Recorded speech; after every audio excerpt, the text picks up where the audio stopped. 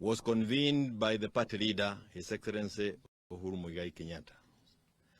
Our party constitution does not require a NEC resolution for the party leader to convene the NDC. So we see the Register of Political Party on a very interesting mission here to hunt for reasons to just kill political parties in this country.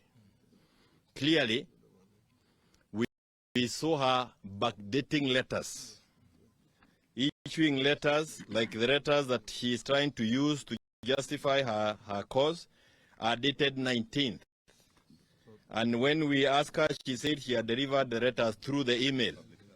And you can easily, you know, when you want to lie, you need to do some homework. This is a printout of the time and the date the email was sent. And I can read it for you. The email was sent on the 22nd of May. That is Monday at 8 o'clock in the night. After the NDC.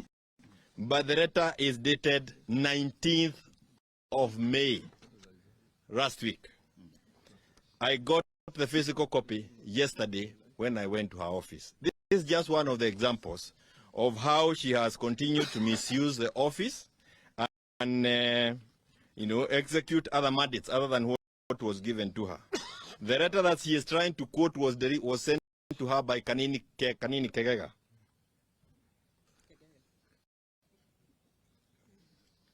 And Kanini is a stranger to the whole of this thing as an acting SG.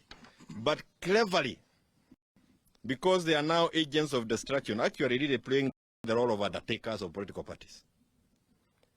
She replies to Kutuni, the Deputy Secretary General. So she is the one trying to sanitize this invasion to political parties. And I agree and want to say that if we do not rise up as Kenyans, this may be the end of even new people coming to cover an alternative view to that of a government.